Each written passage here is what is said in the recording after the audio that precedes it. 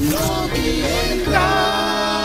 Como lo había prometido el presidente electo de México, Andrés Manuel López Obrador, el peje, pues ya está buscándole nuevo dueño a el avión presidencial. Are you serious? Sí, él lo dijo. Esto es peligroso, pelón. ¿Por qué? ¿Por qué peligroso? Porque imagínate que llega a viajar en clase pues media o primera clase, un avión comercial, imagínate. Él dice que lo único que quiere es viajar, por ejemplo, si es necesario ir a París. A ver, congélame el primer vuelo que salga. No, comercial. Comercial. Y si sale muy caro, me voy en coach, no importa. Claro. Oye, pues el peje, él dice, se acabaron los privilegios.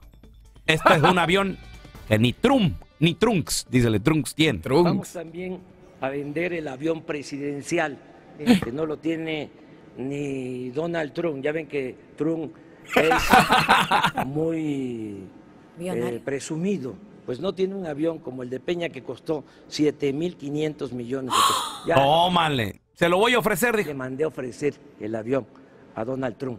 A Donald Trump.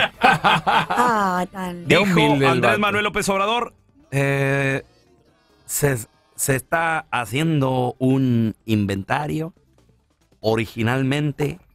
No, mejor léelo como tú, Sí. porque como López Obrador nos van a dar 3 días. Bueno, ok. Se está haciendo un inventario. Originalmente sabíamos que son 52 jets que compraron 6 nuevos en este sexenio, con un valor aproximado de 1,000 millones cada uno. No. Imagínate eso. Qué feo. 118 helicópteros en inventario. Compraron 6 nuevos también con un valor de 1,000 millones cada uno. Qué raro que un jet y un helicóptero cuesten lo mismo, ¿no?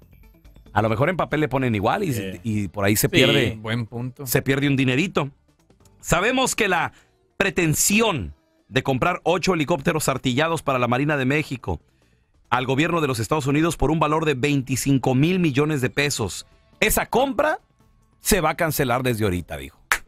¡Tómale! Wow. Yo creo, ojalá, quiero pensar que esto le va a ayudar al país en que este dinero se utilice para obras públicas, para el bienestar de la comunidad. Yo creo que sí.